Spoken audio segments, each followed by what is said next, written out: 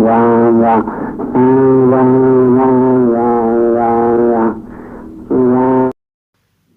श्री राम, जय बजरंग बली, जय बाबा नीम करौली।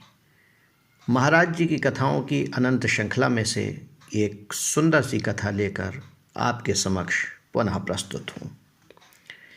श्री केहर सिंह IAS महाराज जी के एक अनन्य भक्त थे।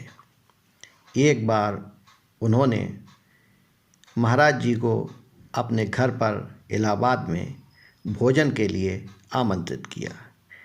यह घटना सन 1956 की है। महाराज जी ने भक्त का आग्रह स्वीकार करते हुए कहा, कल शाम तेरे घर खाएंगे।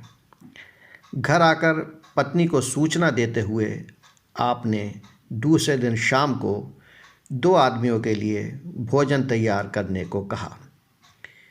यह सोचकर कि बाबा के साथ अन्य भक्त भी आ सकते हैं, उनकी पत्नी ने समय से पूर्व थोड़ी थोड़ी मात्रा में 2 सब्जियां बना दी और गरम गरम पूरियां खिलाने के लिए आटा तैयार कर लिया।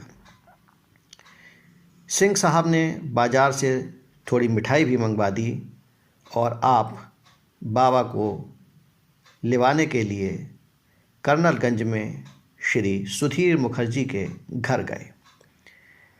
महाराज जी के साथ 2 कारों में 10 लोग केहर सिंह जी के घर पधारे। महाराज जी ने घर में आते ही खाना मांगा। सिंह साहब ने एक थाल में 2 गरम पूरी, सब्जी और मिठाई ले जाकर बाबा के आगे रखी, किंतु महाराज जी बोले, सबको भोजन करा। अब तो केहर सिंह जी चिंतित हो गए। आपने 9 थालियां और कटोरी पत्नी के पास जाकर रख दी और उन्हें बाबा का आदेश सुनाया और कहा कि सबके लिए खाना परोसो। केहर सिंह जी की पत्नी खिन्न हो गईं और उनके सामने घर की लाज का सवाल खड़ा हो गया, क्योंकि व्यवस्था तो इतनी नहीं थी जितने व्यक्ति भोजन करने के लिए आए थे। सिंह साहब ने 2 व्यक्तियों के लिए ही खाना बनवाया था। अब समय था नहीं कि इतनी जल्दी सब्जी और पूरी का आटा तैयार किया जा सके। स्थिति को अपने काबू से बाहर होता देख उन्हें अत्यधिक घबराहट हो गई और केहर सिंह जी की पत्नी रसोई घर से बाहर चली आईं। उन्होंने अपने नौकर से कहा कि तुम रसोई का कार्य देखो। वह बेचारा भी क्या करता, क्योंकि करने के लिए कुछ समय ही नहीं था।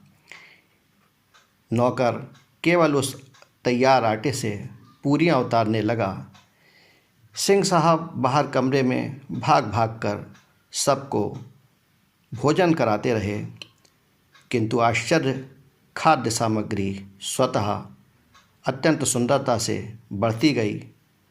सभी लोगों ने भरपेट भोजन ग्रहण किया और उनके जाने के बाद उसी सामग्री से अन्य प्राणियों के लिए भी भोजन की पर्याप्त व्यवस्था हो गई। इस कथा से यह सिद्ध होता है कि वास्तव में गृहस्थ की लाज, भक्त की लाज बाबा ही बचा सकते हैं। मित्रों, यदि आपको यह कथा अच्छी लगी हो तो इसे लाइक कीजिए, इस कथा को शेयर कीजिए और यदि आपने हमारे इस चैनल को अभी तक सब्सक्राइब नहीं किया है तो कृपया अवश्य कीजिए। जय श्री राम, जय बजरंग बली, जय बाबा नीम करौली।